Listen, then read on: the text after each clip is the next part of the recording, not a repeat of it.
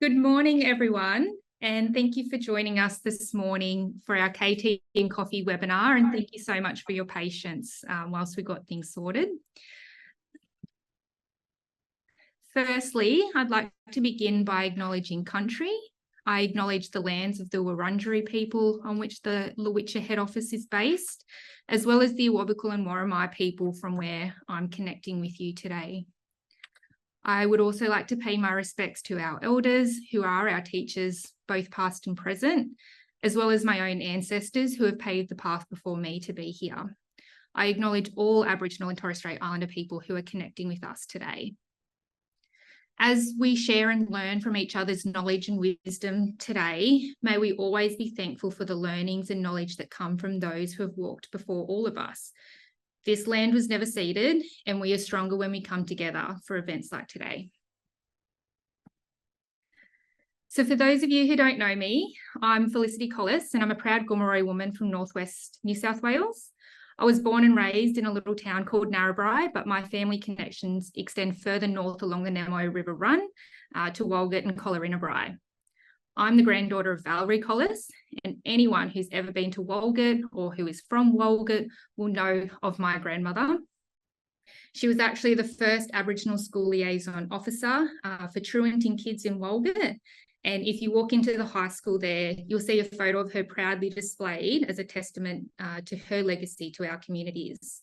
It's her strength and commitment to self-determination for our people that I carry with me every day. So whilst I'm proudly community first and foremost, I also have a background in social work. I'm currently slowly chipping away at a PhD at the University of Newcastle. I'm a senior project officer in the research and knowledge translation team here at the Lowitja Institute, and I have the pleasure and privilege of being your host this morning. Before we move into meeting our wonderful guest speakers, we just have a few housekeeping tips to ensure the webinar runs smoothly this morning and to maximise your time with us. So we'll have about an hour and 15 minutes together with some question time at the end. So as you hear from our guest speakers this morning, please feel free to use the Q&A box down the bottom of your screens. You can send through your questions at any time throughout the webinar. No need to wait to the end, and our panel will aim to answer as many as possible in the time that we have together. You will also notice that you won't be able to have any active cameras or microphones during the session, and this is really because the webinar is being recorded so that it can be made available for future use at the end of today, and it will be uploaded to our YouTube channel. So without further ado, I'm delighted to introduce you to our fearless leader who is at the helm of Lowitja Institute to open with a few words. Adjunct Professor Janine Mohammed is a proud Narungga Kaurna woman from South Australia. And over the past 20 years, she has worked in nursing, management, workforce and health policy in the Aboriginal and Torres Strait Islander health sector. Many of these years have been spent in Aboriginal community-controlled health sectors at state, national and international levels as the CEO at Katzenam and most recently Lowitja Institute, where she's based in Melbourne. Janine was awarded an Atlantic Fellows for Social Equity Fellowship in 2019 and in January 2020 was awarded a Doctor of Nursing honoris causa at Edith Cowan University. Here at Lowitja Institute, we're also very proud of Janine, who many of you might have seen very recently was awarded the distinguished honour of being your 2024 Victorian Australian of the Year. Welcome and good morning, Janine. Good morning, Felicity, and welcome to our wonderful panellists, none the least Sue, who is one of our board members. So they'll be joining us today to share their wisdom and knowledge with all of us. And thank you all, everyone, for joining us online. We are running a little bit late, but we hope to catch up. So please can I acknowledge the countries to which you're joining this KT and coffee from today. I hope you've got I've forgotten my mug of coffee today, but I hope you've got yours. Of course, I want to begin by acknowledging the Wurundjeri people of the Kulin Nation on whose traditional lands I get to live, work and play. And as Felicity said, that's where one of our offices is located. I pay my respects to elders past, present and to future emerging generations for which Lowitja's work is so important. As Felicity said, I'm Janine Mohammed. Most importantly, I'm a Narungga woman, which means I'm from the Yorke Peninsula in South Australia. And it is a great honour to lead the Lowitja Institute, and a huge honour, which I'm still kind of pinching myself about to be, and getting used to the title of Victorian Australian of the Year. Just a little bit about the Lowitja Institute for some of you who are newly joining us. In 2020, we became an independent and community-controlled National Institute for Aboriginal Torres Strait Islander Health Research, which is something we're really, really proud of, and was a long-held dream of amazing people like our patron, Dr. Pat Anderson.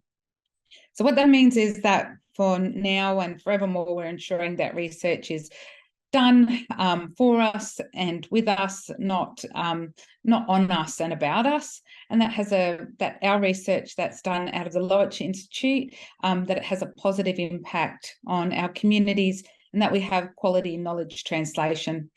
So here at the Lowitja Institute, we ensure that this is upheld by placing our needs, our people's needs and voices at the centre of research, and supporting our communities to really drive real and tangible changes to our health outcomes and our wellbeing. So, and just on the slide here, you'll see our current board members at the Lowitja Institute. And we're very sad to say that Uncle Peter Buckskin will be leaving us in our December board meeting, but he's been with us for many, many years and journeyed with us, and journeyed with us over the past 2 decades, where Lowitja Institute has really tirelessly sought to change that deficit narrative or discourse of how research is conducted on us and about us, and where too often, that research has failed to translate into findings that are meaningful, particularly meaningful for health policy and practice, and therefore, our lives. One way that the Lowitja Institute feels that research can be beneficial to us is ensuring that KT, as it's known, or knowledge translation, that KT is crucial, and it's an integral part of the research process, and that it should start at the very beginning, with communities at the front deciding what the knowledge translation should be. So we fund our projects to plan and deliver KT activities and outcomes, of course, as a key part of creating real impact and change.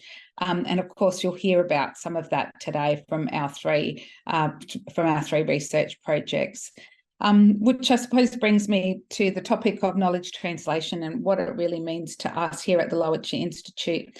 So our definition, as you can see on the slide, of KT is that it's a complex series of interactions between knowledge holders, knowledge producers, and of course, knowledge users, with the goal of achieving real research impact for our communities. So KT must be carefully and thoughtfully interwoven throughout these interactions, which will ultimately take research findings through to changes in policy and practice, is what we hope. And of course, KT is an opportunity to close the gap between research outcomes into policy and practice development, and successful implementation. And of course, that successful implementation, you really only know that is successful through monitoring and evaluation.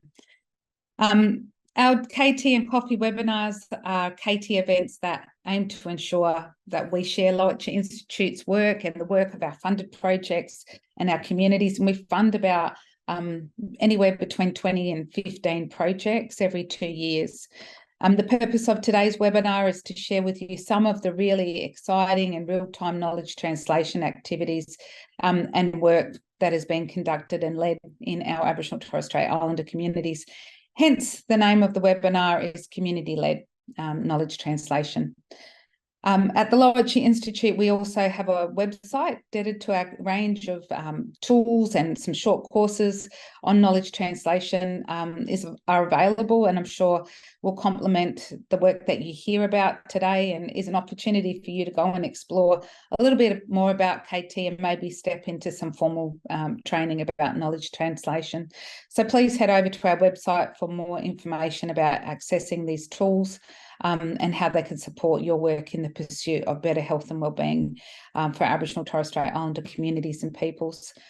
So we hope that this webinar will share latest evidence and ways in which our panellists are transforming their research into meaningful health and wellbeing outcomes for their communities, as well as Aboriginal Torres Strait Islander peoples across the country. You'll also hear from our projects how this is built on capability and capacity within the community, and how, you know, Aboriginal Torres Strait Islander peoples are being employed into research projects and hopefully have a long and enduring career in research, because as we know, Indigenous peoples have been observational scientists, researchers for millennia.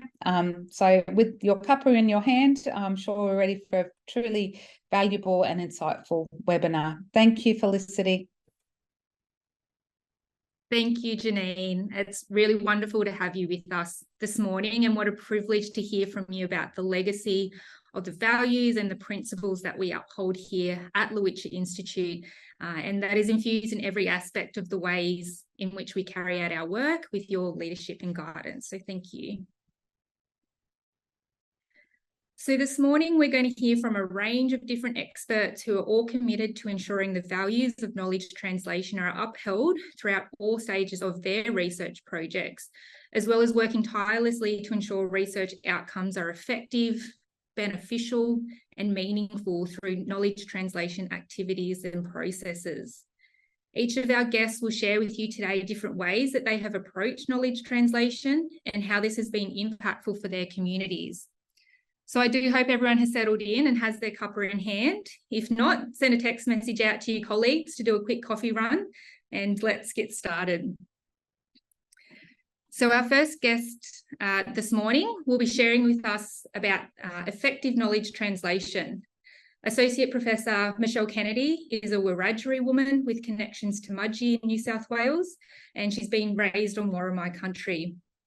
As well as leading the research and knowledge translation team here at Lowitja Institute, she's an NHMRC early career researcher at the University of Newcastle. She brings 16 years of experience working with Aboriginal and Torres Strait Islander communities across community development, social work, and health research, as well as embedding Indigenous ways of knowing, being, and doing to health research practice.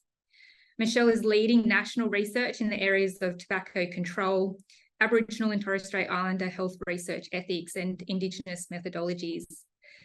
Another hat for her to hold is that she's also the Assistant Dean of Indigenous Strategy and Leadership for the College of Health, Medicine and Wellbeing at the University of Newcastle. Welcome, Michelle, and thanks so much for being here with us today. Thank you so much, Flick. Thanks for that warm introduction. I'd like to begin by acknowledging the unceded lands, seas, skies and waterways on which we're all connecting from today.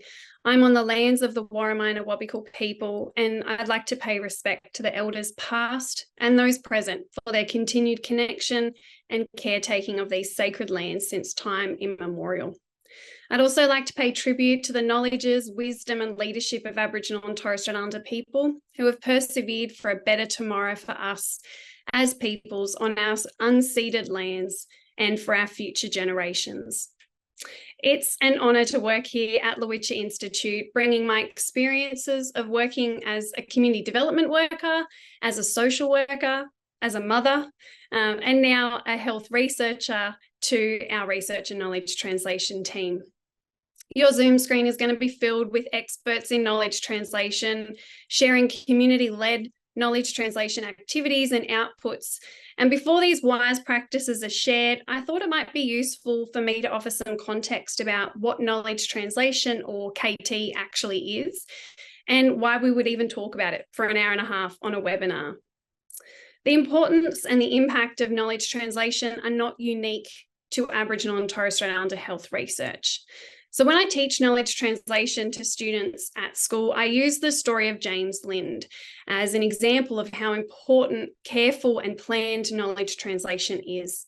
James Lind conducted the first ever clinical trial, and he's remembered as the man who helped to conquer scurvy. Scurvy killed more than 2 million sailors between the 16th and 18th centuries, and James Lind was the first physician to conduct a controlled trial, in which he did on a Navy ship.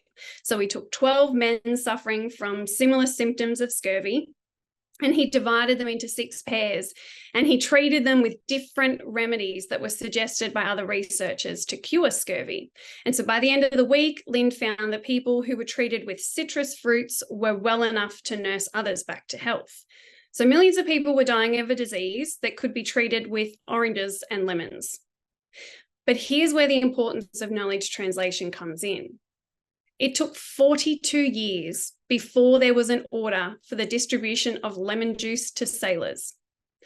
Now, I wasn't around at this time to tell you exactly why it took 4 decades to progress, but I do know that the primary knowledge translation strategy used was publishing in an academic paper on the findings. I think we all know the limitations of simply reporting your findings in an academic paper or a report and hoping that it is found, read, agreed, and progressed. Now, there are many definitions of knowledge translation that you will come across.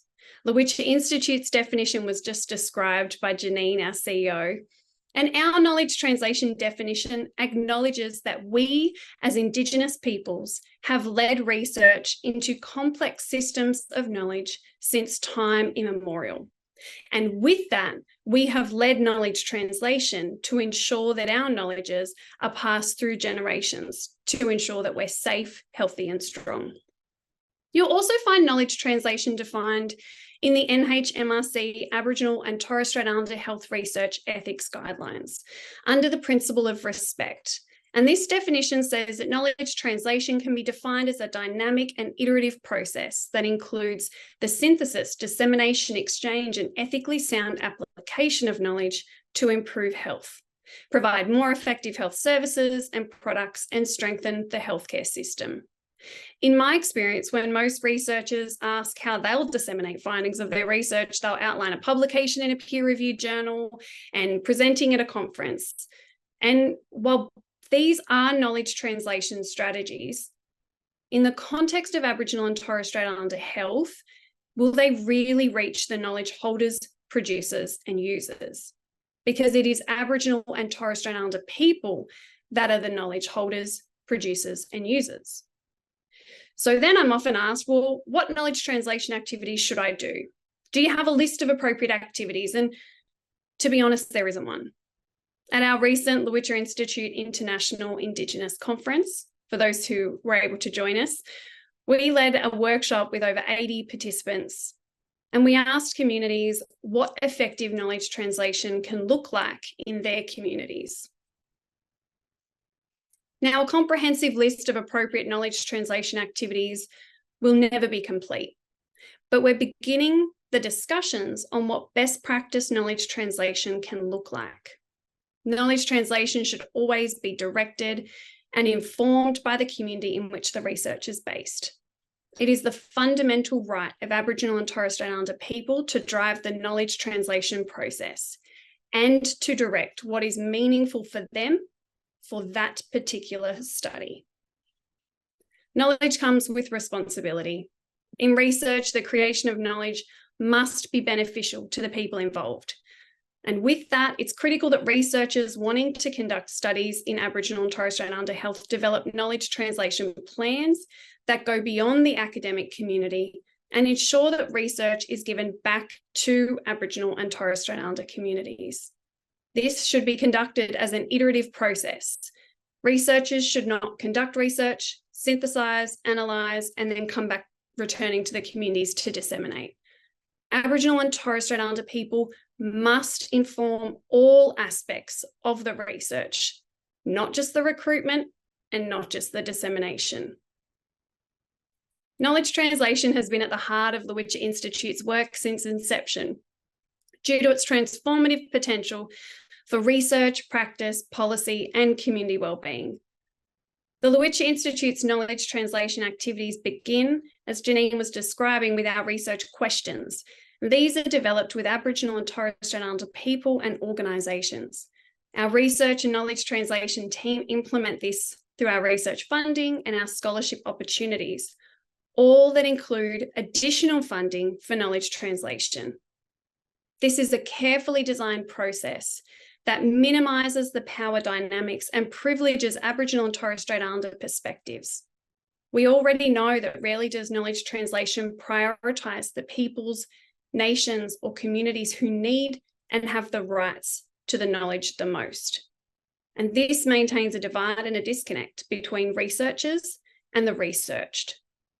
The Lowitja Institute's way of doing knowledge translation means community members or end users, that's the term often used, that we drive the research agenda, ensuring it is research that Aboriginal and Torres Strait Islander people want and need, conducted in the right way to have the right impact, whether that is a national level impact or a community level impact. There's been a recent international review of knowledge translation that I encourage you all to read. And the authors of this review found that knowledge translation in health research is often presented as a separate or an add-on investment to non-Indigenous knowledge systems.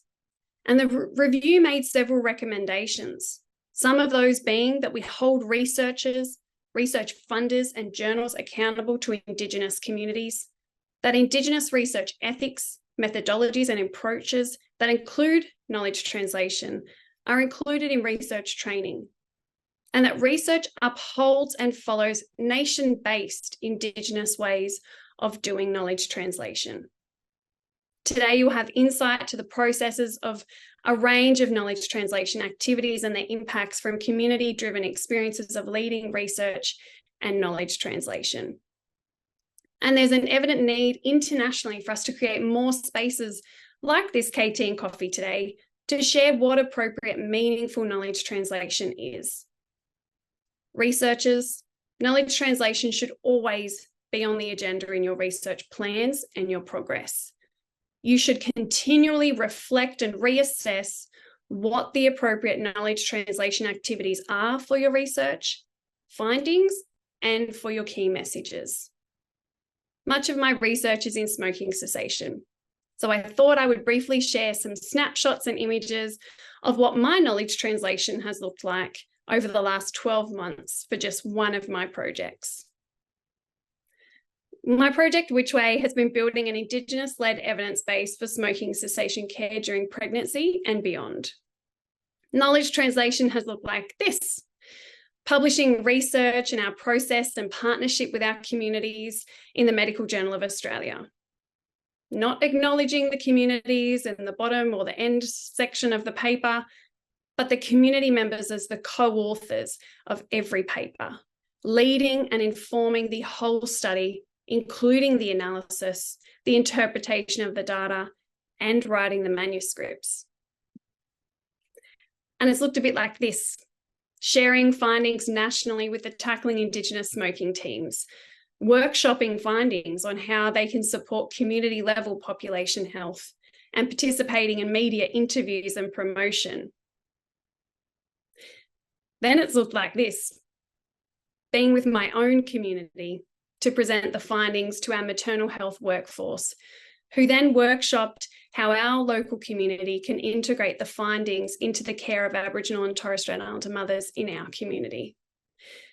And then they told me they'd like to partner with me on the next phase and to share wisdom on how we can implement what Aboriginal and Torres Strait Islander people said they wanted. So most recently, it's looked like this, with communities leading the next phases of the research to progress. So if I can close with a personal opinion on knowledge translation, for me, knowledge translation never ends, because we will never have the one final answer or solution or message.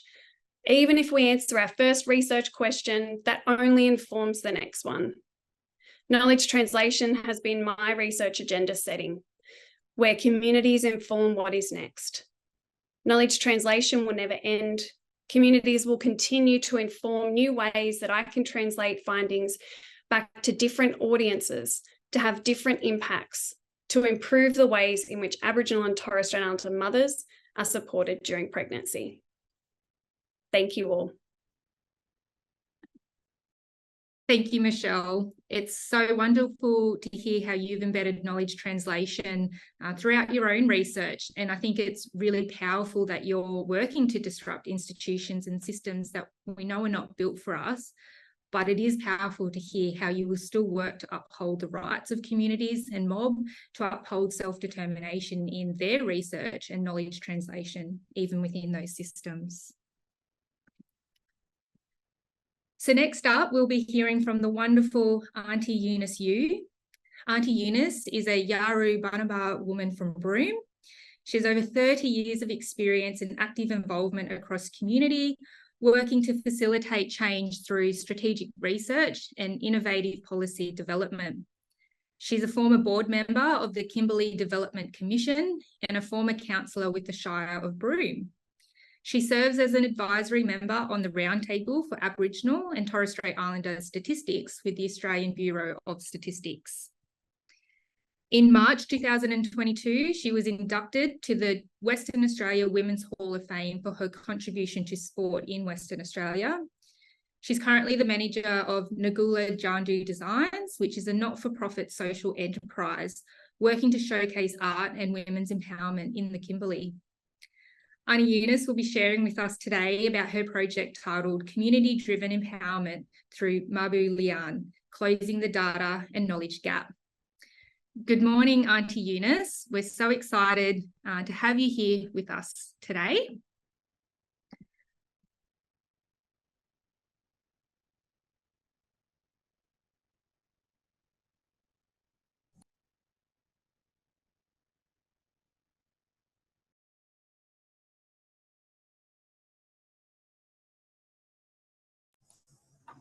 Sorry, I jumped the gun there. Good morning, Felicity. Good morning, everyone on the seminar. As Felicity introduced myself, I'm Yawuru and Bunaba from the Kimberley region of Western Australia. I'd like to acknowledge all the lands that we're meeting on today, the different countries, also our leaders and past and present that have, I guess, brought us on a journey to where we are today in terms of like certainly the work that I do with being able to take the I guess focus into community-driven research and empowerment. So I'm working with 3 other organisations with the Nyamba Buru Yawuru, Ngula Jandu, our organisation, Gandwa Ambrinj which is another Aboriginal community-controlled organisation in Kimberley that works in the area of sports.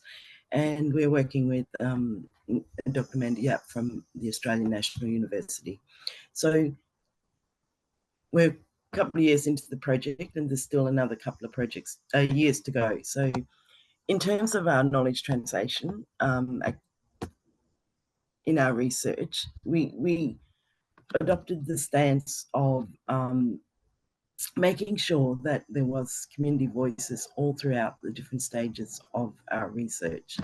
So the aim of our research is, to co-design and implement culturally appropriate methodologies. So working with our 3 community controlled organisations to get our memberships and the general community to articulate their aspirations and their priorities on, their worldviews and philosophies about what we call Mabu Lian, which is well-being, feeling good, literally, but also a tool by which we can navigate our everyday life and our interactions with people.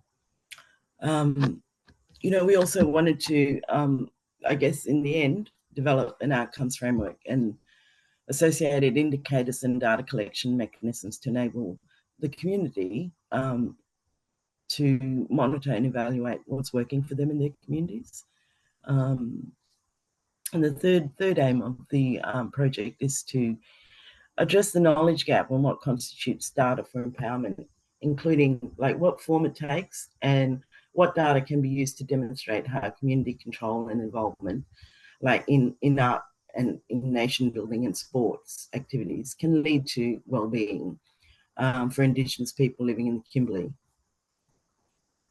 So this current project is built on the first research project I was involved in 2012 to 2016, and that was working with the my Yawuru community here in Buru.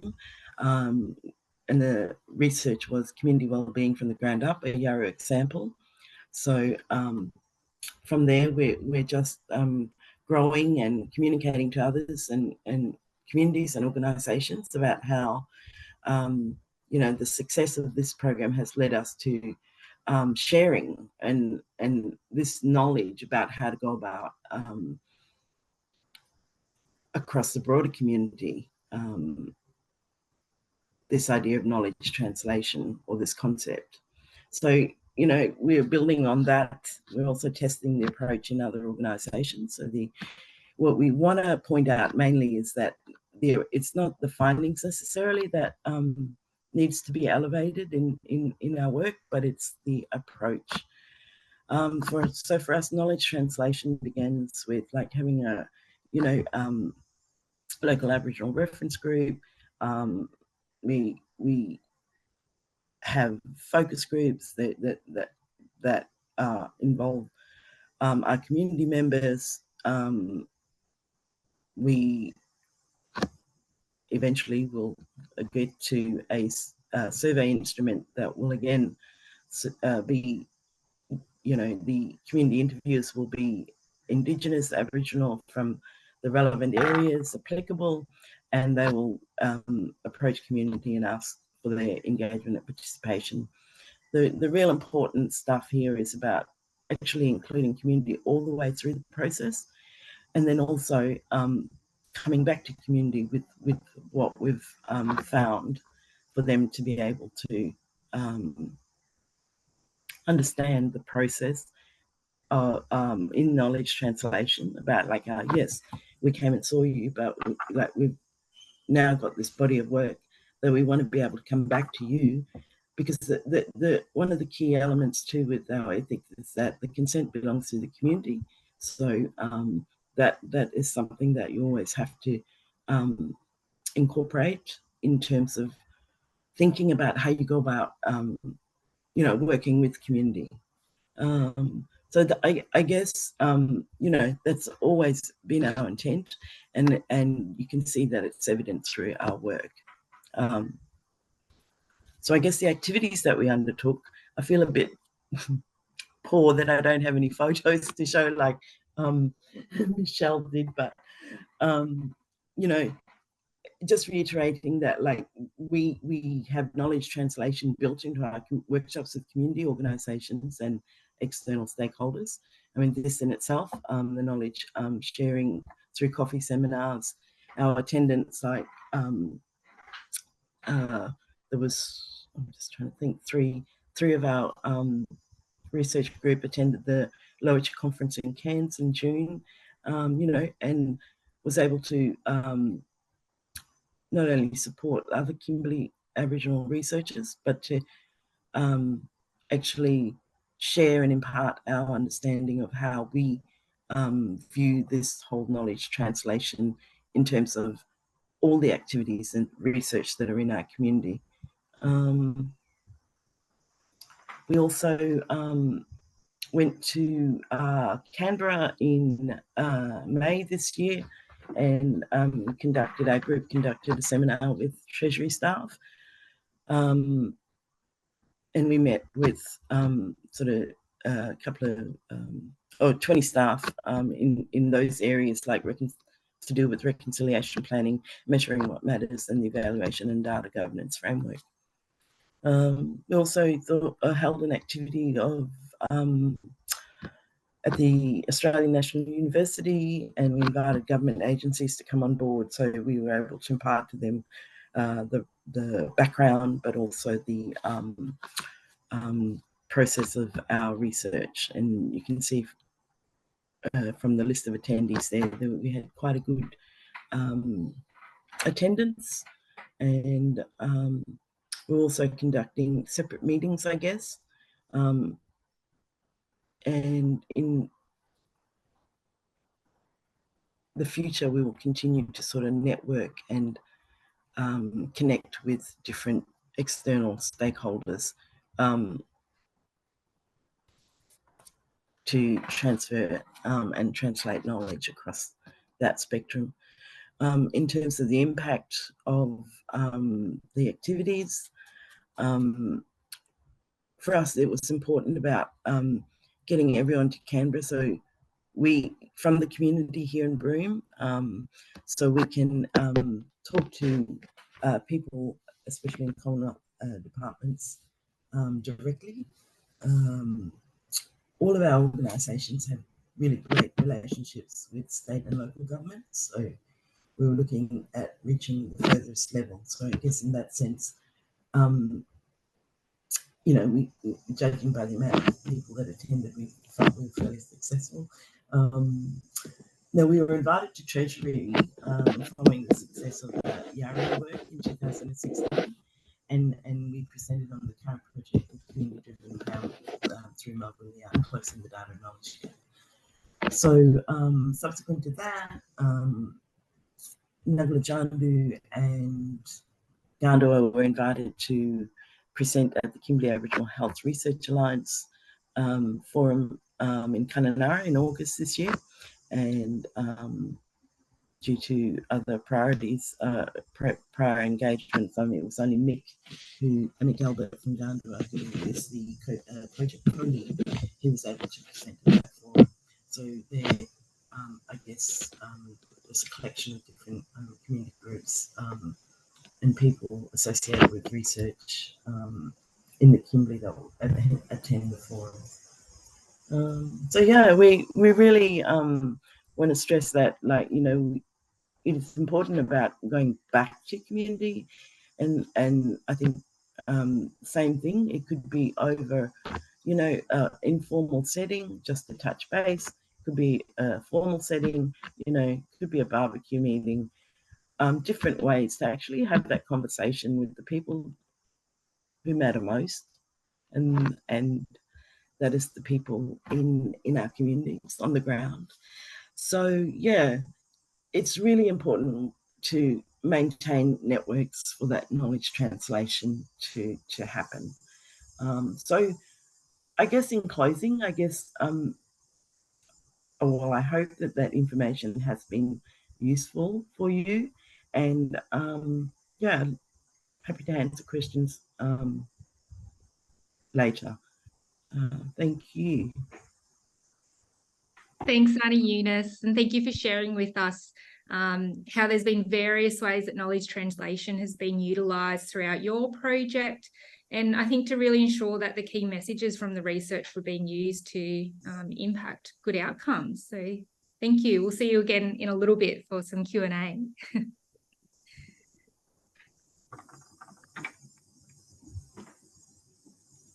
Now we're going to hear from Uncle Les Baird, who many of us know is a strong leader and advocate for family wellbeing in his community. He's an experienced Indigenous community development researcher with decades of commitment to improving outcomes for his community. In 2000, he became the inaugural CEO of Gurriny, focusing on implementing the recommendations of a feasibility study, including contributing to a program of research with Professor Collis and his team to implement and evaluate community-based social and emotional wellbeing programs. Uncle Les led the National Centre of Family Wellbeing Research from 2017 to 2019, and he has really been at the forefront of driving the Family Wellbeing Project that you're about to hear about. Today, Uncle Les will be sharing with us about his Lowitja funded project titled Strengthening the Impact of the Family Wellbeing Empowerment Program, generating policy relevant evidence for sustainable funding. Good morning, Uncle Les, and thanks so much for being here today.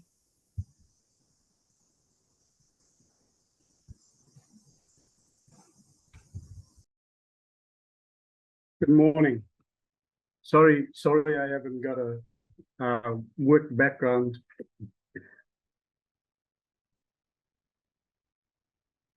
Hello.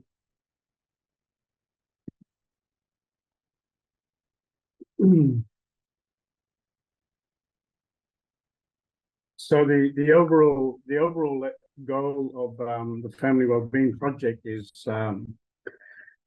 to adopt a model to embed wellbeing support into health, employment, business development, and other social services and programs across Australia. Our research aim was our approach to research translation is working with researchers and research users, which are our community users, like the health service, Gurriny Yealamucka Health Service, Gandaja, Lotus Glen, and we do, I'll explain a bit further later on. But the research aim is the research partners to further develop and test the effectiveness of family wellbeing program as a tool for improving social and emotional wellbeing amongst Aboriginal and Torres Strait Islander communities, with a particular focus on employment and business development support. And so this project, it's community led. We have in Yarrabah what we call the Yarrabah Leaders Forum. The Yarrabah Leaders Forum are made up of organisations like the Health Service, the Employment Agency, the Local Government Council, Education Department, the Police Department. So all of these bodies make up the Yarrabah Leaders Forum. The Leaders Forum develops a 6-pillar strategy, and we cross the boundaries of all of those strategies that is made up of the Leaders Forum. The first pillar is the safe community, making community safer. Employed community, we have Wugu Numble, our own employment agency in Yarrabah, and it helps people to be financially secure and off welfare. And one of our jobs with this second pillar is the funding that we receive. We also have one of the ladies named Lindell Thomas working in the employment agency, and she runs family wellbeing program, and it's like for those who are looking for employment, it's helping them to prepare them to be job ready so that they can go into when they are seeking employment. We have like pillar 3, like smart communities. Everyone has the capacity to do the things they want. Students finishing school, lifelong learning, and one of our plans is to work with the schools with year 9 and 10 in bringing family wellbeing into the school. Pillar 5, healthy community. So Gurriny is the main leader of this pillar. We also have supportive foundations, and family wellbeing sits under the supportive foundations, but it covers and works across all of these pillars. So what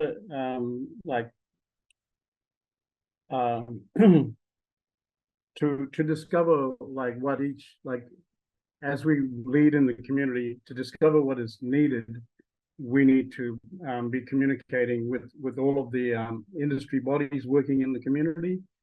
And we've our activities is we've run family wellbeing with staff members of Gandaja Treatment Centre, and Gandaja Treatment Centre has had family wellbeing operating within their service for the last 16 years. Lindell, who now works with the Family Wellbeing Project, has been the one running the Family Wellbeing Program at the Gandaja Drug and Alcohol Treatment Centre. Lindell now works in the Wugu Numble, the employment agency, and her main job is to be the coordinator of the Family Wellbeing Program. And like what our job is in the community is collecting data for process evaluation, and the process evaluation, the impact evaluation is done by MK survey, usually before we do the family wellbeing program. We do the MK survey, which is about cultural, and lifestyle of Indigenous people across the nation, and I will talk about some of the results that the outcomes of that research from impact evaluation. But we also have Deloitte Economics, who is doing the economic evaluation of this project. And this project currently to date is on track, and it was the first year funding was by Lowitja Institute, but we also had another philanthropic organization come on board to provide funding for us to continue this project until the year 2025. So we have 2 more years of this project. Some of the impact, like the research builds on 20 years of largely qualitative research that's enabled spread of family wellbeing across 60 Indigenous organizations and communities, who in turn have delivered the program to over 5,000. So this program has been delivered to 5,000 participants. Through the years, the family wellbeing has been taken into mainstream university, Melbourne University, also taken into the University of Papua New Guinea, and it's also been taken into the university in China. It's also, like, family wellbeing also has been taken into Timor-Leste. When they became a nation, they needed to deal with healing within the nation, because people living in that nation were fighting each other once, and then they had to work together. So family wellbeing came into Timor-Leste as well. The current research project analysis of MK survey data has shown that associations between family wellbeing exposure and social and emotional wellbeing outcomes at family and community level, compared to non-Indigenous, non-family wellbeing participants. Family wellbeing participants reported to have 13% increase in higher family wellbeing, a 74% increase in higher cultural participation, and 21% in higher levels of local decision making at the local community. And the prevalence of positive precursory health outcomes amongst the family wellbeing participants, such as quitting smoking, like from 26.4% versus 20.4%, regular exercise 67.7% versus 66.3%, and quitting smoking 33.4% versus 31.9%. And also the Deloitte social return on investment analysis, like in their report, which is out and has been reviewed by 3 different people, concluded that every dollar investment in family wellbeing, there's a savings of $4.80 of benefits were produced for participants and the community.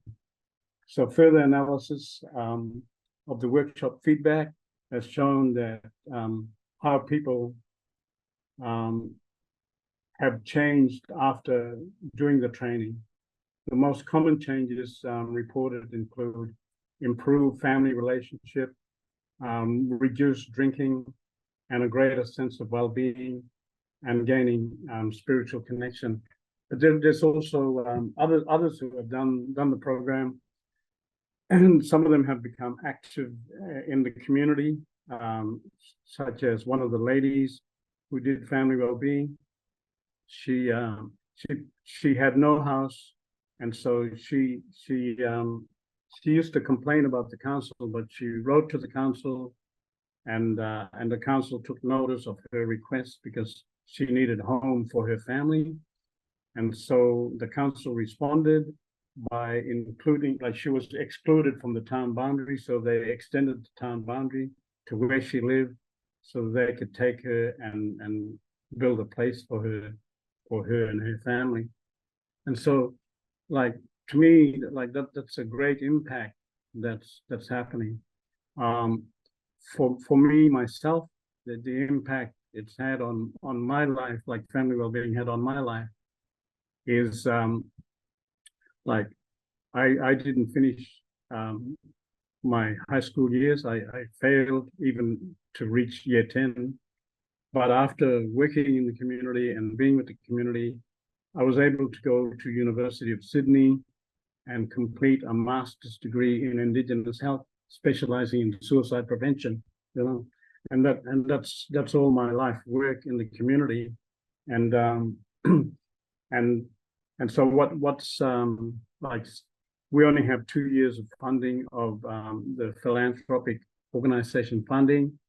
So our future plans is for further, like some of the knowledge translation money from the Lowitja Institute is we're establishing a Family Wellbeing Australia national website. All of our research work will be posted, and everything to do with family wellbeing will be posted onto this website. And we're hoping that communities that we work with, you know, we may be possibly working with Buru, so they will also come onto this website as well, to extend family wellbeing not only in Yarrabah but outside of Yarrabah. We also like, this is the second year that we've been working with Lotus Glen, and I've just completed doing family wellbeing in Lotus Glen, and it like family wellbeing has had an impact on the prisoners who are there, because they have a lot of time to think and to reflect on their life. And basically, family wellbeing is about personal healing and empowerment, giving them the tools that they need to make decisions to live a better life.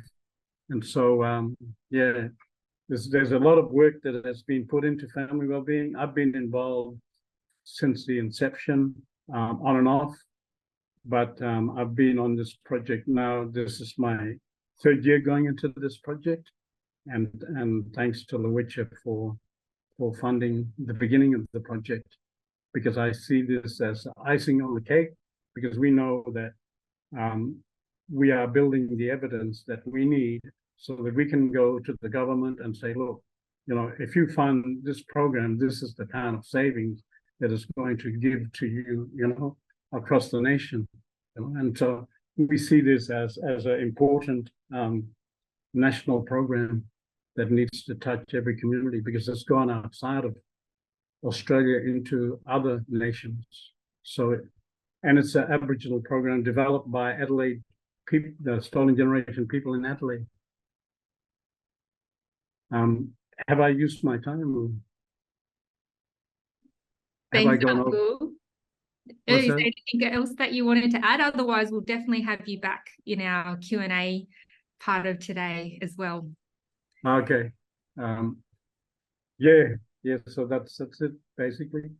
Oh, thank but you. It's exciting for me. It's exciting time because we have 2 years to be able to lobby the government, and that's maybe Lowitja can play a role in assisting us in lobbying the government, because we're building the evidence. We have the evidence, and the evidence is coming forward, and we continue to do the work. And it's us on the community, at the level of the community, who's doing this, and I see it as important. Although we have 2 researchers that supervise us, but we are the ones on the ground in the community doing the work, and collecting the information, and they're the ones who analyze and assess the information. Thanks, Uncle Les. It's really always so inspiring to hear your passion and knowledge for really what is transformational change for our communities and families, and that at the heart of the work really is community being able to govern and lead their own solutions and outcomes. So thank you so much for sharing with us this morning. We'll see you soon. Okay, yeah.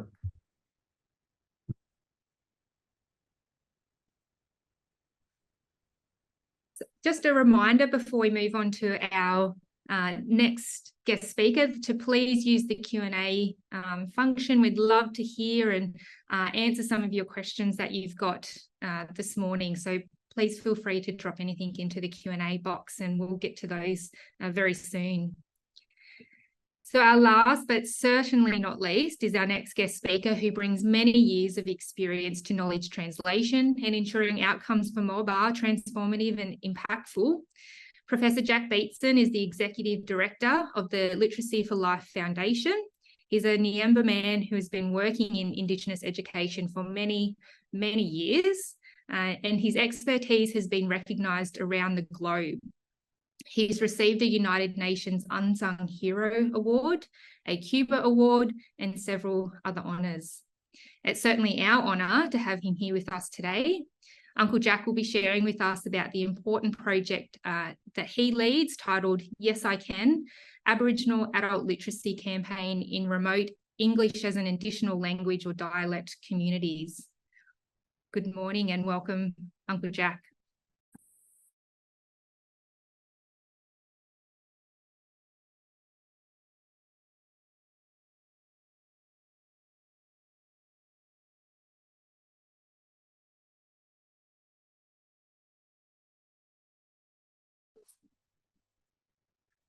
Okay, I guess you can hear me now. So thank you very much for having me along to have a yarn about this stuff. I just want to start by acknowledging all the different countries that people are meeting from and acknowledge their elders and their young emerging leadership. I also want to acknowledge my own people, the Nyamba people, the Wongabon people, and my association through my grandmother with the Wiradjuri people.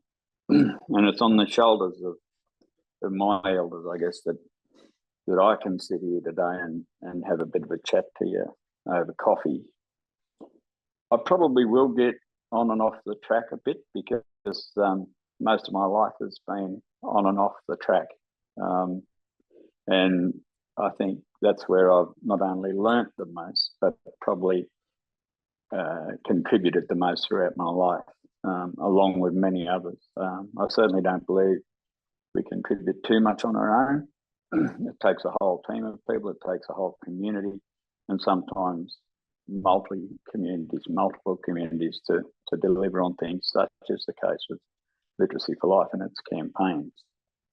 I want to acknowledge the Lowitja Institute, which granted us some funding to do some feasibility studies around whether this would be possible in Australia. And Aunty Pat Anderson wasn't only a part of that then, she's on the board of the Literacy for Life Foundation. Brother Leslie, thank you for your talk. I'll be up there in a couple of weeks because we're graduating another group of students up in Yawuru, and it's probably been the most successful campaign, or certainly one of the most successful literacy campaigns we've had. I just want to start off by, when we talk about knowledge translation, there's some concerning components of it, I think, in that people often ask me what the answer is, and even in Brewarrina, they'll say, what's the answer in Brewarrina? I haven't lived there for so long, so I always say, I don't know what the answer is. I only know where it is. And it's in those communities. So none of us from outside can presume that we might know the answers. And part of our research is around working with communities for them to come up with the answers. But then that leaves us all with this dilemma about interpreting what we learn through our research. So one of the key areas, or the two key areas for me, is that the answers are out there where people are living in all those communities. And the only people that can accurately interpret anything we might write up later, if they agree with it, are the people on the ground. No one else can assume to be able to do that with the accuracy that communities will. So what did we do? You know, we wanted to know how this adult literacy campaign, which originated in Cuba, would basically work in Aboriginal communities in remote areas. And to better understand the linguistic and cultural factors that might affect campaign participation and outcomes, I'll just give you an example of that. The two really remote areas that we worked in were Tennant Creek and Santa Teresa. We trained local people in the communities to actually be the teachers in the classroom. So people that can read and write are the people that teach their own families and their own communities how to in English. One particular facilitator in the classroom out at Santa Teresa, when I asked him, how many languages do you speak? He said 9 before English. Yet he was one of the best facilitators that we had in the history of the Literacy for Life and its campaigns. So what you see there is somebody that probably never thinks in English, never dreams in English. None of his animals would understand English. And here he is teaching English to his own community with enormous success. While the numbers were reasonably low, the outcomes and the graduation rate was extraordinarily high, which it is using this campaign model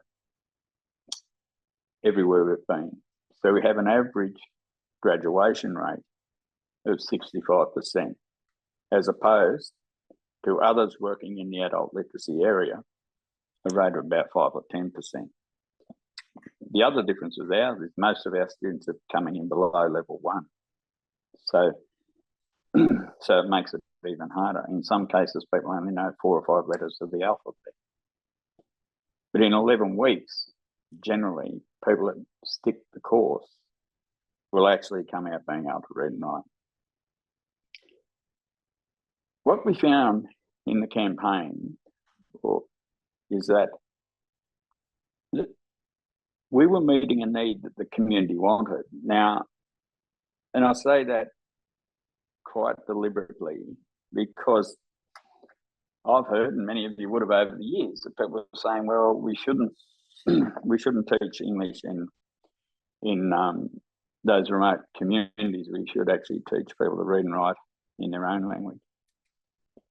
And you can do it, you know, that can be a duality thing. You can do both. But people in those communities are asking us to come. They ask us to come. We actually don't go to a community unless they invite us in first. Then we go into talking about what it is we do and how they can support a campaign. The community is in control from day one. We establish a governance committee. They're the ones that certainly make sure that we're operating in a culturally safe space.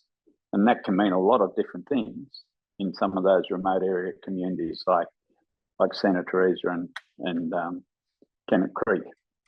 So it's critically important that when we're talking about safety, that you don't just come into a classroom as what you are, but you come in as who you are. And who you are brings a lot of stuff. So that the method that we use is extremely flexible because you have to cater for a whole range of different ceremonial obligations that people have. In Tennant Creek alone, you've got 4 or 5 different communities in and around Tennant Creek that come from very different and culturally diverse groups of people.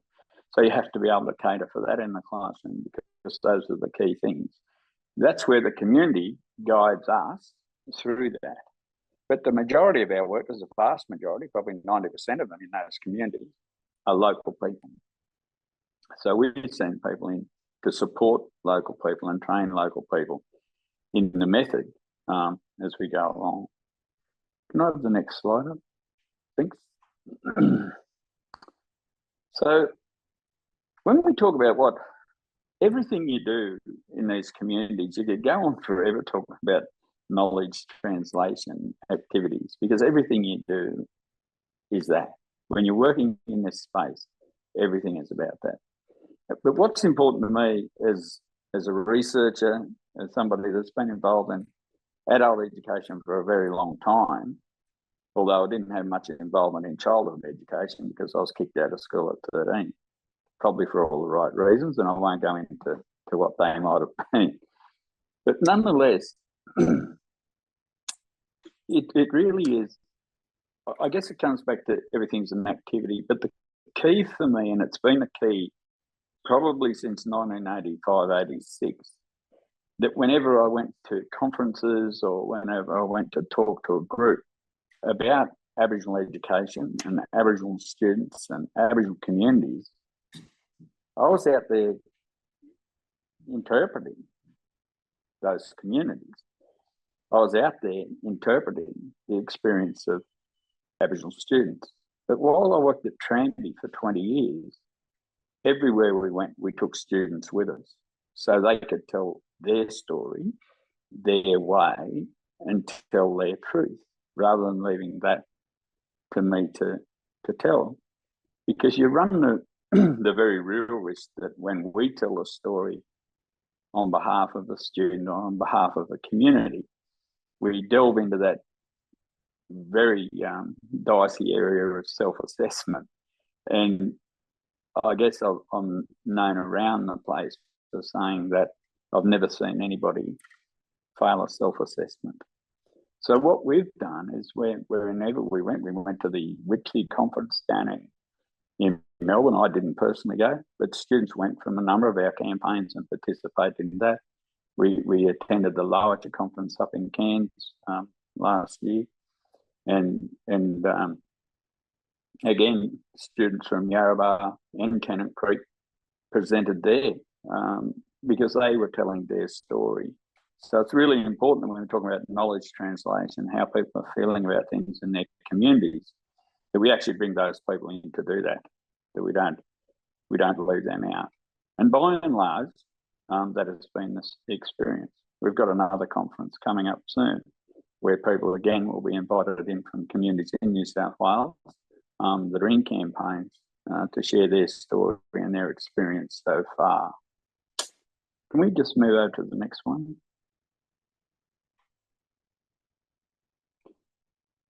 So what is the impact? What happened after the knowledge translation? Well, our local team sort of sees themselves as part of a movement now. It's not something that's just happened in their communities. This model that they're using goes way back, to 1961, in fact, in Cuba. When Cuba got its independence, one of the first things that happened under the Castro government was that kids in year 6 and 7 were given a year off school to go out and teach the farmers and those people that had low literacy how to read and write. Today, they are still one of the most literate countries in the world. So if we're looking at a longitudinal study, it's probably the best one available in that they've been able to do that. They've done that as one of the poorest countries on the planet. They've been able to achieve so much in this area that we can all learn from. So while shame can be a factor, and it's been a long-standing factor, and I've been, a part of looking at how do you overcome that. When you use local people from local households in what you're doing, the shame factor almost disappears because they already know the students. They already know whether they can read and write. So, and it's about family gathering around each other in every case. So that's the way we sort of operate. And people talk about community-led approaches. They talk about co-design approaches in education and every other aspect of our lives. But is that really true? Is it even really achievable? Because quite often when people come in with what they call community-led, they also walk in with a bag of KPIs that they want the community to meet. They come in and talk about, this is what we've got. Can you give us a support letter to get funding for this? So is that really community-led, or is it somebody peddling snake oil? They're the questions, things that I'll leave you with today. The other part of ours, the co-design part, the curriculum itself is pretty much set, but we do contextualise that, not just to Aboriginal communities, to each community we go into, and we work with the community to contextualise the language that we use. So it's a language that people are familiar with, particularly to begin with. The other thing that is co-designed is the post-literacy activities. So you do 11 weeks or 13 weeks of classes, and then you do about the same in post-literacy, which is the use it or lose it component. And that's where it is basically co-designed with the community, because it's about them learning things in that post-literacy phase that they want to learn, either as individuals or as communities. So that's a bit about how they work. And I just want to say a few things in closing, and we're probably overshot the runway on time by a long way now. But nonetheless, there's a few things that I think do need to be said. There's a burden, a very important burden, when we're doing our work, either as people out there as practitioners, or where we're out there as researchers. We have to meet the burden of free and prior informed consent from the community. Communities must play a role, or a larger role, in choosing who the researchers are. It can't be researchers doing it for their benefit. That's one of the things that I struggled with, because I had an old uncle that could never afford a pair of socks to put on with his shoes that he'd got from St. Vincent de Paul or some other op shop, as they used to call them back then. Yet so many people made a fortune out of his knowledge. They built holiday homes and so on. Yet that old man, on most cases, got a bottle of wine and a packet of, or a tin of log cabin tobacco. That's not benefit sharing in my eyes. We also need to have a say in evaluations. The Literacy for Life program we've always been independently evaluated in our programs, but one of the things we were evaluated in was a pilot. And to be honest with you, I don't think I've had a worse experience in terms of evaluations and what I consider fairly non-credible things. And we at the foundation fared very well in the evaluation. So it's not about saying, oh, well, geez, they must have got a bad review. In fact, we probably got the best review of all in the pilot. So it's not about that. The key is that usually evaluators are imposed when the government is funding a pilot or anything else, they'll go and choose the evaluators and they'll come in and do it. I think that's really inappropriate. If we're talking about communities leading the way, then they should have a role in the choosing of evaluators. That role should include regular review of their work and ensuring that community KPIs are prioritised above all else. Now, that doesn't happen. We're always meeting the KPIs that are set by government or by a funding body, whether it be philanthropic funders or anyone else. It's about that. So people are actually deciding for us, what does success look like? People ask us that question, but they've already decided that because they're coming to KPIs and decided what success will look like. That success will look differently everywhere we go. No matter what community we go into, it's up to that community to decide what success looks like. It's up to that community to decide what those key performance indicators should be. It's about their dreams and aspirations for their community. It's not about a funding agent, government or otherwise, to determine what's best for our communities, no matter where they are. So when we go into a community, we build the road as we go. We actually go into each community with a blank page and talk to them about what their KPIs are. And that's the important one to us, although to get the funding, we still have to meet other people's KPIs. When we talk about knowledge transfer, it also opens up this little can of worms that and I'm just saying things I think people need to be mindful of when we're doing this. When Aboriginal people share knowledge with you, they're sharing it with you so you know it. they're not sharing it with you so you can go on tell that story. The story actually belongs with us and with each of our communities because most of the knowledge in our communities is not an individual owned commodity. Knowledge is owned by the whole community.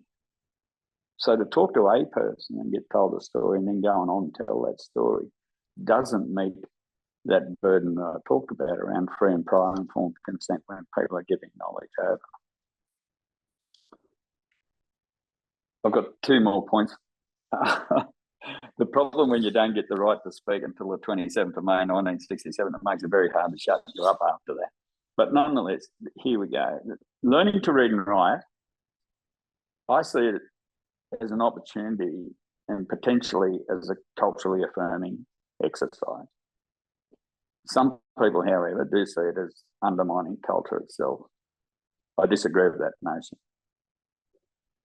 I want to quote now, in terms of literacy and where it stands, is that Dr. Michael Marmont, and I'm paraphrasing this from memory, it's a professor of epidemiology and public health at the University of College London.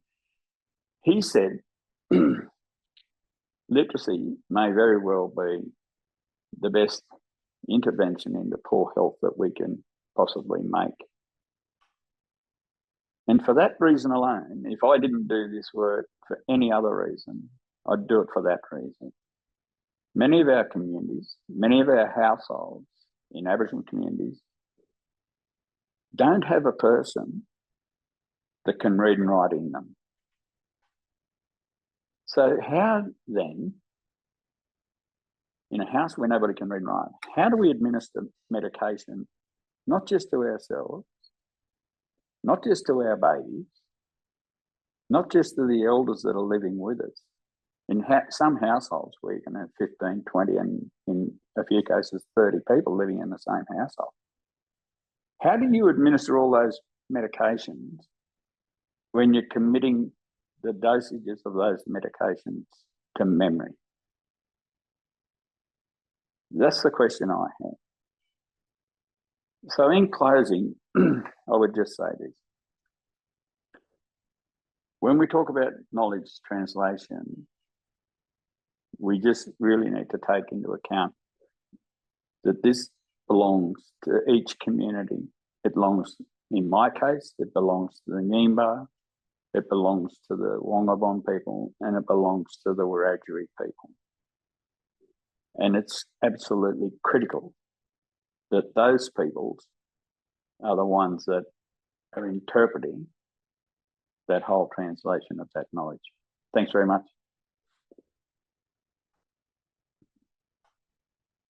Thanks, Uncle Jack, and thank you so much for yarning with us and taking the time. And certainly everything that you've had to say is so important about the work that you're doing, the work that Literacy for Life Foundation is striving to achieve in better outcomes for our communities. But I think what's been really powerful for us all to hear about in your work, Uncle, I guess, is the power of community driving implementation and solutions and ownership of projects as, you know, a really integral part of the work. So thank you.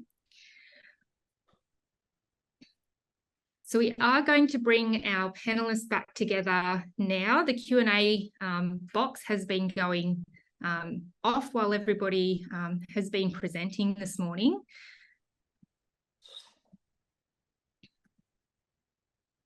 And one of the a few of the questions that have been coming through that I'm actually going to summarise that people are really keen to hear and know about is actually around how our communities are being honoured and supported to lead research and knowledge translation. Might jump to you, Uncle Les, if you can share some insights from your perspective about how your community is being honoured to lead research.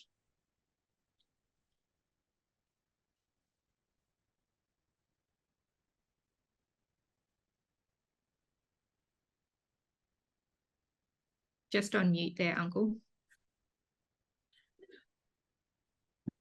I just want to say that, I started working in research in 1989 with the Yarrabah Health Feasibility Study, and Fiona Percy, she was doing she's a Perth girl, she was doing her PhD, and so we worked in research, in doing participatory action research, because the people in Yarrabah at the time, they didn't want research in the community, and they said, why research? Why people come in here, get their PhD, and nothing is left for the community? So we started participatory action research, where some of the actions started coming out of the research to prove to the community, and so it's been a long work in the research area, but now research is acceptable in the community, and because we are doing it ourselves, the professors and the researchers come in, they explain things to us, and then we take on the project, and we are running the project and collecting the data that's needed for the process evaluation. Thanks, Uncle Les. And did I answer the question? Or? Absolutely. There's no right answers here.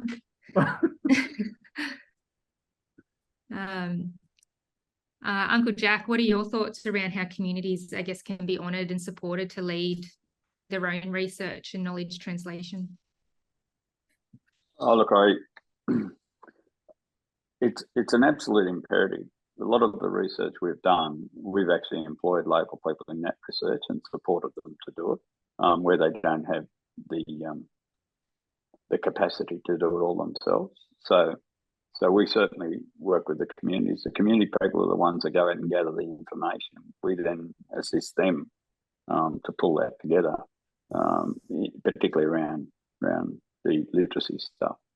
There are times when you do have research, but you should be, whatever you do, just got to keep coming back to the community, and the community should be the one. I've been part of processes where, as Aboriginal people in Aboriginal communities, they've had to get permission from a university ethics committee to have research done. The only ethics committee around research in our communities exists in those communities. That's where it is. There can be people who can have a bit of oversight over it, but the final decision has to come to those communities, because I've seen communities where they've wanted to do research, but because there was a component of a university attachment to it, that the university ethics committee had the final say. To me, that's inappropriate. Those are choices we should be able to make for ourselves, and we shouldn't have to ask people whether we can make a comment. We asked people that a few weeks ago, and we've seen what happened, in terms of, advising and making decisions for ourselves.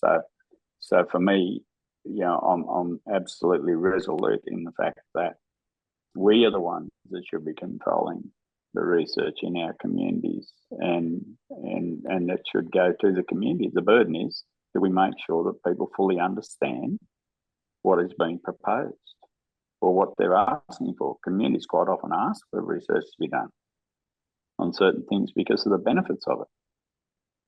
But you can never move away from community control or community-led, and that's got to be done in a very genuine way. Thank you. Thanks, Uncle Jack.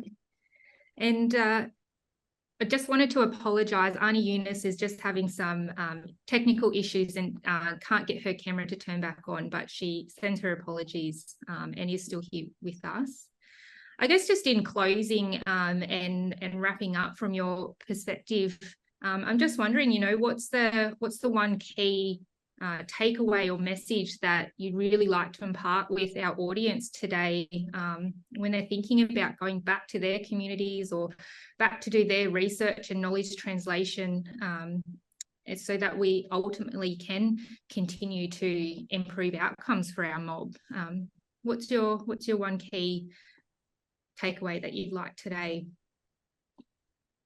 My key takeaway is, I am so grateful that Lowitja went down this track of like giving support to community researchers, and because like it's given us, it's empowered us to be able to do the, because like when I think about the research, I used to see a lot of university people flying in and out of Yarrabah before, but now it's just us on the ground who knows, people who knows things, and it's just thanks to Lowitja for opening this doorway for us. Thank you.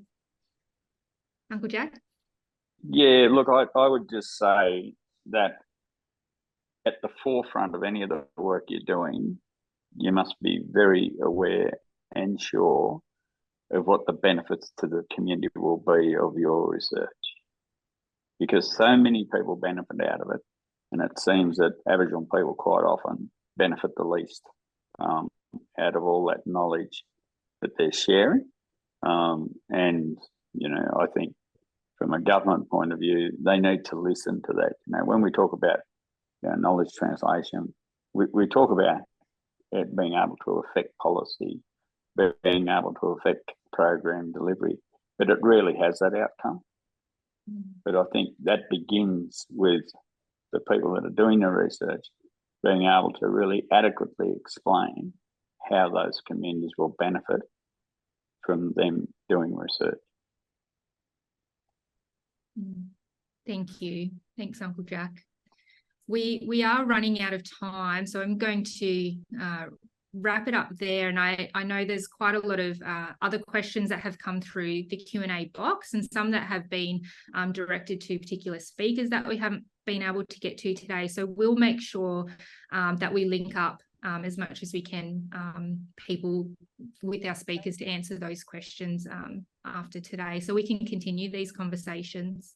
But I do want to say thank you so much to our guest speakers today, Uncle Les, Uncle Jack, and Aunty Eunice, who is still listening in, who have so graciously and really kindly shared your wisdom and knowledge with us. I think it'd be fair to say that the insights you've shared with us really are little hidden gems for our audience to be able to walk away from today and go and have the discussions with their communities about knowledge translation and what's important for the communities that they work with or that they partner with. What's been highlighted, I think, throughout all of our session this morning is the critical role that knowledge translation plays in research outcomes and real life impact for mob, in whether that's policy or practice changes.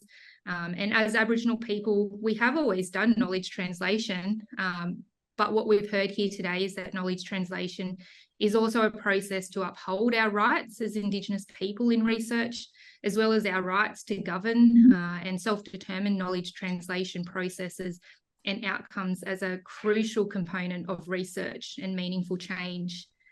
Our leadership and ownership of our knowledges and solutions must always persist as we continue working towards better outcomes for Aboriginal and Torres Strait Islander people across the country. So thank you again to our wonderful speakers. Without your support, events like these could not be possible. And thank you for your commitment to improving outcomes for our mob. And thanks to our audience who've been listening in today.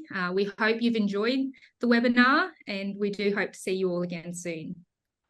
Thank you.